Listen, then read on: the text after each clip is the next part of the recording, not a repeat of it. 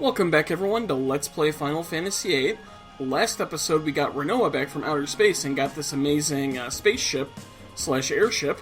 And I ended the episode saying that I was going to get some certain abilities on Cactuar Island. I got all the abilities I said I would, with the exception of Elemental Defense times 4 on Doom Train. I did get Status Defense times 4, just haven't gotten Elemental Defense times 4 yet. So what we want to do is we actually want to head to Edea's house, because that's where the conversation we had with the crew decided that's where we should go. And you can see Angelo there as he runs off to the left, so let's head off to the left here.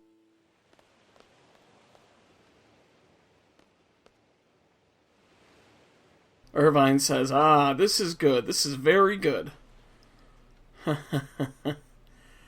And Irvine says, yeah, see this bruise here? I had to put up with Rinoa's kicks and punches for you. So seeing you two like this makes it all worth it. So he's going to go ahead and excuse himself from our presence. And Squall and Rinoa are going to have a little talk once Angelo's gone. So this talk, one of the main things is Rinoa wondering what's going to happen to her now that she's a sorceress. And Squall's just saying, oh yeah, but Edea's a good sorceress, so you can be a good sorceress too. And yep, we know that Ultimacia controlled you and made you break Adel's seal. What might happen next time? And she wonders if she's gonna wind up fighting everyone in Seed. And she's actually gonna wonder that if Squall is gonna be the one to kill her, since it's his job to quote-unquote kill the sorceress. And he says, I'll be your knight. So the 180 in Squall's feelings is complete.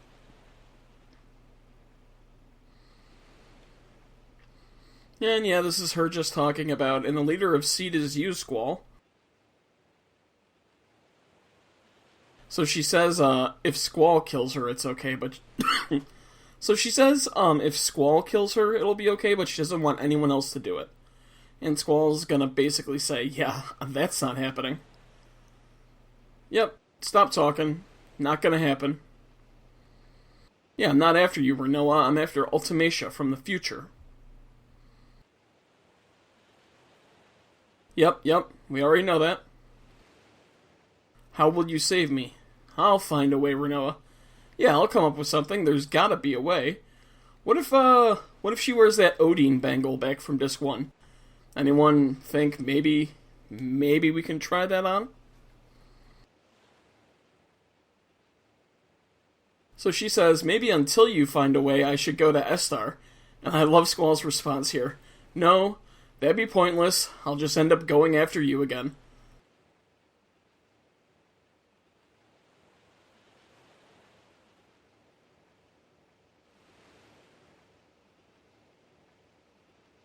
And Squall says, yeah, just stay close to me. And Rinoa's gonna harken back to when Squall said that earlier in the game. And Squall's not going to remember when he said that. Now, in fact, now that I think about it, I don't think I remember. I think maybe it has to do with the, after the Iguanodon battle, on the clock tower. I think that's when Squall said, stay close to me or something. And Squall can't remember when he said it, and Rinoa says, just forget it. So Squall is going to try to blame it on Guardian Force. The Guardian Force used because that supposedly affects their memories. And Rinoa's going to be like, that's just an excuse. So she's feeling a little bit better after yelling at us. And now the second part of our little dialogue with Rinoa is going to be about a dream she had. So they promised to see shooting stars together. And she got dressed up and put on our ring. But she can't remember where she's supposed to meet us. So all of a sudden, she starts running through the world, the mountains, the desert, and the plains, Timber, Balam, and Galbadia, to try to find us. A little bit of a foreshadowing of events to come in the game, but that's all I'll say for now. So she really wants to see us so badly, and in the end, she woke up crying.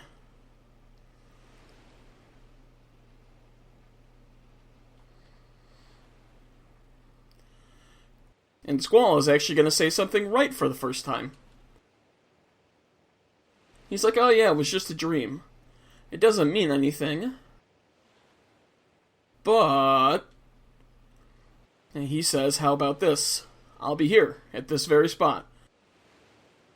He says, yeah, we'll meet here. So Rinoa's going to look at him. The reason why you couldn't find me was because we haven't promised yet. I'll be waiting for you. If you come here, you'll find me, I promise. Now, if you remember, that's lines, actually, from the opening video of the game. And Rinoa says, it's a promise, and thanks. Yay! So Zell's going to come in and interrupt us, and he's going to say, sorry to interrupt, but it's an emergency. We got radio contact from Estar's presidential palace. They have a plan to defeat Ultimacia, and they want to hire a seed to execute it. And Squall does think, maybe it's a trap to get Rinoa back to Estar. But Zell's going to dispel that. He's going to say, and the guy we spoke to, his name's Kyros. Could he be that Kyros? Well, we've only met one Kyros in the game, so I'm going to say the likelihood of him being that Kyros, pretty high. So, at this point in the game, I'm just going to give Zell Irvine's junctions. Junction Zell. Nope, that's not what I want to do. Switch. There we go. Zell, Irvine. Zell can come with us for a little bit, and I just want to check one more thing. Junction Rinoa, ability, item. Okay, I gotta put item on Squall. You need at least one of your characters to have item for what we're gonna do next. I'm gonna have all my characters having item. So let's leave with Zell. And you can see that Edea is there, so if we run this way, Edea will stop us.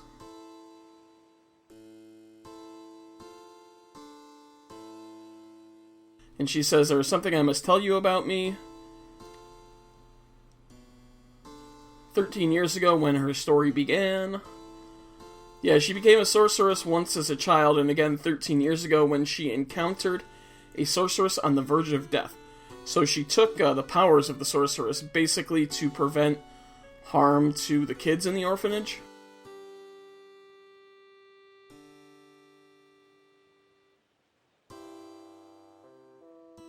And at this very minute, my bitter story has ended. I now understand there is an end, no matter how painful it may be. Therefore, Squall, you must fight to the end, even though it may bring tragedy to others. So now, apparently Edea can still teleport as a sorceress, because if we run in here, and go down here, here she is standing with Headmaster Sid. So if we go and talk to her,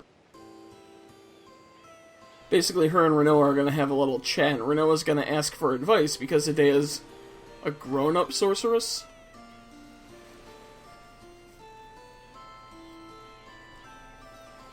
As a wiser, experienced sorceress. So the only thing she's really going to do is advise her on her anxiety, find herself a knight who will always be there by her side to protect her. Since long past, almost all sorceresses have been hand in hand with a knight. Sorcerers without a knight in many cases end up using their powers in evil ways. And Adel and Ultimacia, Adel didn't have a knight, Ultimacia probably doesn't have a knight. So she asks Rinoa, or Rinoa asks, do you have a knight? Sure, I guess you can call Headmaster Sid your knight. So Edea tells Rinoa to find a knight, and Rinoa's gonna say she's found an apprentice knight. That's Squall. Okay, so that's really it. You can talk to Headmaster Sid if you want. I'm not going to. So now the game is pretty much wide open.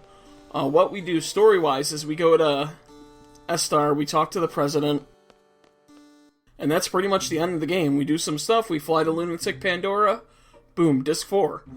However, there are a lot of side quests that we still have to do, so I'm going to be spending quite a few episodes doing a majority of the side quests. The first one is the PuPu or Alien Encounter side quest. So we're going to head off to, let's see, I'll head to Kashkabal Desert first. So we're just going to fly over here. Basically, there are a bunch of fixed alien encounters in the game. You may have actually encountered them before this point. I've purposely avoided it just so I can show them all at once. Yeah, let's land, let's back up, let's land right here. So if we go to the menu and we go to our item screen and we look at our magazines here, let's see, I think Occult Fan 3 and 4 maybe? Okay, that's the Solomon Ring. What about Occult Fan 2? Okay, here we go. Unidentified flying object. Now that's actually Doom Train. So, Occult Fan 1? Nope. Just Occult Fan 4 then.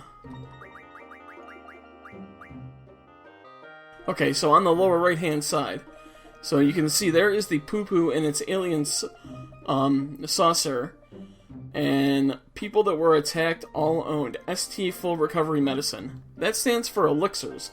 So to do the PuPu side quest, you need 5 elixirs. So, I have 5 elixirs. Where are they? There they are. So I'm going to sort my battle screen, and I'm going to put the elixirs first. Right there. I have 10. If you do not have 10 elixirs, you need to get 10 elixirs. So go to Ability, go to Call Shop, and if you call the S-Star Shop, you can buy 5 elixirs for the low price of 187,500 gil. Should not be a problem at this point in the game. If you really want to, you can buy 100 tents and refine them to Mega Potions, and then use Forbidden Magic to refine those into elixirs. But I'm pretty sure this is the cheapest way, just to buy them directly from the S-Star Shop, and it's the S-Star Shop with the 3 exclamation points. Okay, so now that you've got your elixirs, and you have at least one member of your party with the item command, there are, like I said, there's 4 fixed alien encounter, well, really 5, but the first 4 are alien encounters, and then the 5th one you battle the alien saucer. So the first alien encounter is here in the Cash Cabal Desert, and this one is a huge pain for some people, and the reason for that is because it's a fixed spot. It is not random, so people will run around in this area for, I don't know, an hour and not find the PuPu they need to find. So, let's see, right here, where is it? I think it's right here. So you can see, if I go up or down, let's see. So you can see here, this little area right here, where it splits off, where... Okay, so you can see right here, there's this little area of non-desert, eventually leading out to the ocean. And if I back up, you can see there's kind of a peninsula of rock right there. You can head off to the right or to the left. I'm going to head off to the left because this is where the spot for the Cash Cabal Desert encounter is. And once I encounter it, I will show it on the world map because it is a pain.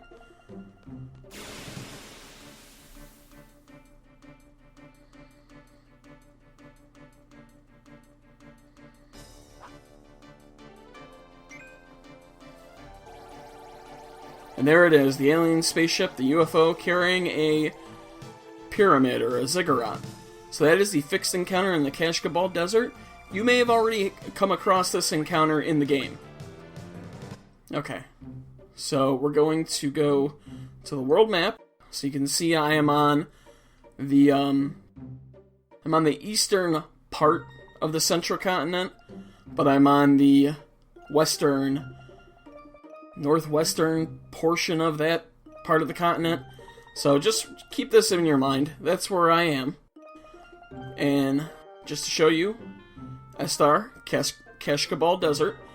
Cash Cabal Desert. Even though it's technically in Centra, it still says S-Star.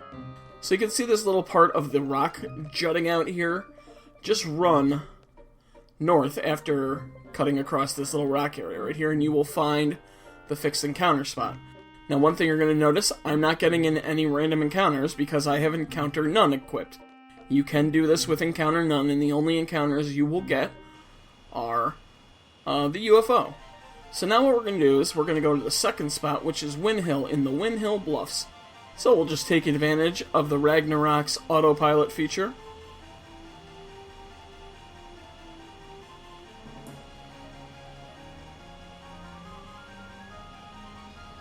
Okay, so it's takeover flying of the Ragnarok. Okay, so here is Windhill, and this is another spot where I believe the encounter is fixed. So if we turn around on the way out of Windhill, heading to the east, you can see there's a little road, a little dirt road it looks like. If you head to that little divot in the road, right there, this is going to be UFO encounter number 2.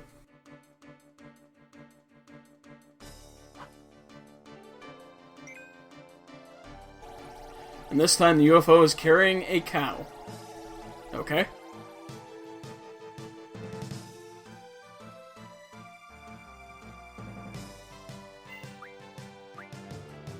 So just to show you, technically it's the Galbada Lollapalooza Canyon where I am.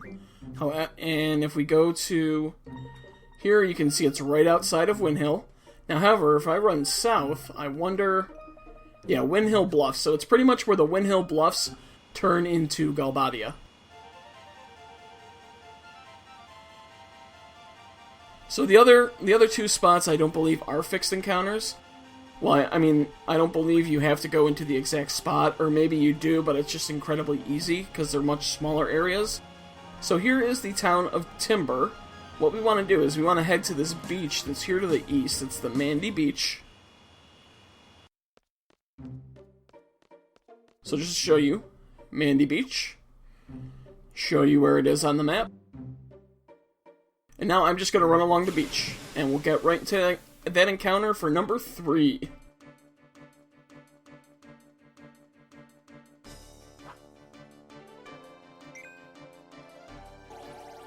Okay, and that time, the UFO, you can see it's carrying one of those Easter Island heads. Okay. So we have one more encounter of the UFO, and then we can battle the encounter. And you can do all these spots, basically, without the Ragnarok. However, the last spot, and the spot where you battle the UFO, you do need the Ragnarok.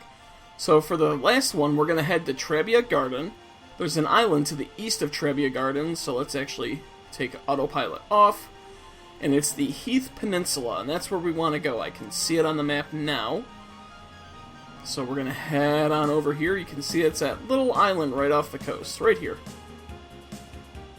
Heath Peninsula? I think so. So we're just going to land here in the center of the island, the Heath Peninsula. Let's see, so you can see there it's almost in line with Trebia. So there it is. Just run off to the side and we will get in an encounter, number 4.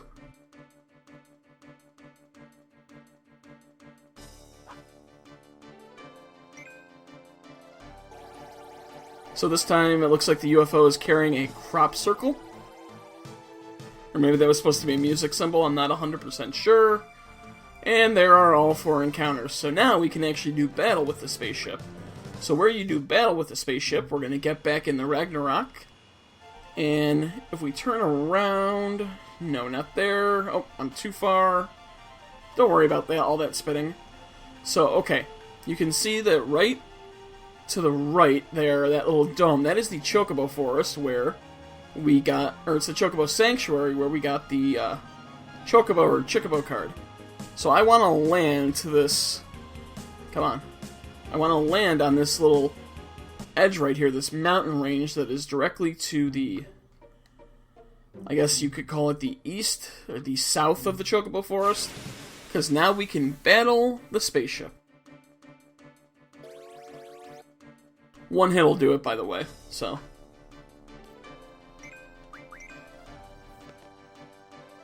Actually, will one hit with Rinoa do it? Nope. It's okay. We got Zelda hit it. There we go. About 2,000 damage. And it'll start flipping out. And see ya. It's gonna go crash somewhere.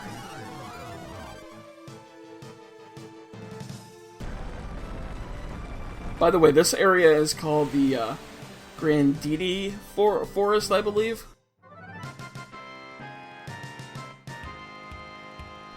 So, no experience in Aegis Armlet. So, if you look, you can see it's the Granditi Forest. And just to show you once again on the map, right here on this northern part. Okay. So next thing, the very last thing, we're going to encounter the PuPu. So we're going to fly over to Balam. And the PuPu will be hiding out right around the area where Balam Garden used to be. So let's see, we will land right here.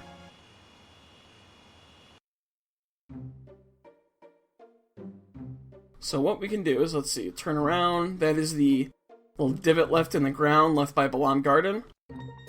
And we'll just run around, and now we will encounter the PuPu. Very important. The PuPu has 10 HP. Do not hit him. Do not devour him. So he's going to ask for an elixir. Give him an elixir. Give him a second elixir. Give him a third elixir. He'll keep saying more elixir, please. If you kill him, he'll drop an accelerator, which you can use to learn auto haste. I already have auto haste on 3 of my characters. If you devour him, he will increase your speed stat by 1. However, if you give him the elixirs, you are going to get the PuPu card. This is the only way to get the PuPu card. You cannot get it any other way in the game. So give him a 4th elixir, and give him a 5th elixir. Yes, like I said, if you kill him, you can never ever get the PuPu card. It's not a great card for playing, however, it is a rare card, and this is the only way to get it. And there, he's all happy. He says thank you. No experience. And the PuPu card. So, let's go show you the card. PuPu card is a level 5 card. Like I said, it's not worth it as playing, because it has 1 left, 3 up, 2 down, and an A to the right. So pretty much worthless to play. If you want, you can card mod it. Let's see, where is he? There he is. To turn the card into a hungry cook pot, which will allow you to teach your Guardian Force the Devour technique. However, once again, I need to remind you, if you card mod the card, you can never, ever get it back. Eventually, we're going to be able to get all rare cards that we've modded back. But one exception to that is the PuPu card. So just keep it in your inventory. We'll be getting the Devour command from another Guardian Force a little bit later. Now that Aegis armlet we get, let's see, if I go to Tool Magic Refine, can I do anything with it? No. What if I go to Forbidden Magic Refine? Nope. Let's see. I think I need to actually wait for another spell before I can really do, what I want with the Aegis armlet. Let's see. Nothing. And I don't really need to teach anyone Evade Junction, because I'm not going to be running from many battles. Let's see, status. Time. Yeah, I can turn it into 100 haste, but everyone already has 100 hastes. Okay, so that's really it for this episode. There's 2 more housekeeping things I want to do. So first things first, we're going to head to Shumi Village. I'm going to run down into the village, and I'm going to get, what am I trying to say? It's that stupid Timber Maniacs. Hello. You can tell I'm tired, and I had work today. So I want to get that Timber Maniacs, so first things first. We'll run in here. We've given that Ultima draw point a good amount of time to recover.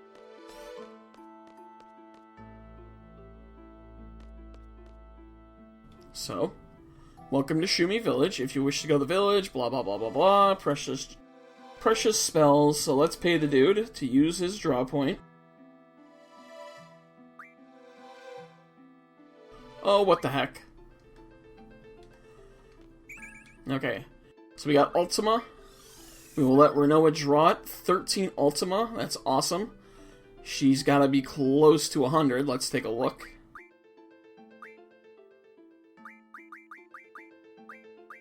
$67. Okay. So now I'm going to take the elevator down. I will meet you guys at the Timber Maniacs location, which I believe is the hotel or Artisan's house, one or the other. Okay, so let's head on into Artisan's house. And there is the Timber Maniacs sitting on the bed. And the reason I did not get this Timber Maniacs is because we wouldn't have had access to Ward in the Sentra flashback where we did the battle with the Red Dragon. Okay, so there's one more Timber Maniacs I have not picked up. So I'm going to go to that area, and I will meet you guys there. And here we are. We are upstairs in the Dollet pub, the one I should have picked up a long time ago and just never did. An old issue of Timber Maniacs. So that is the last Timber Maniacs of the Timber Maniacs side quest. Eventually I will include in a video going to Balam Garden and reading everything on the Timber Maniacs. Oh, look at this. It's our old buddy, the Queen of Cards. So let's see. If we ask her about her artist father, if she can get her hands on an Alexander card, her father can use it to paint a new card. Well, we'll just leave this here for now. Next episode, we will finish the Queen of Cards side quest. And we'll also do some other stuff, because it shouldn't take too much time. So that's going to be it for this episode. I hope you guys found it enjoyable, and if not, at least helpful for the PuPu / UFO encounter side quest. As always, you can ask me any questions, leave any comments. If you like the video, hit that thumbs up, and I will see you guys next time.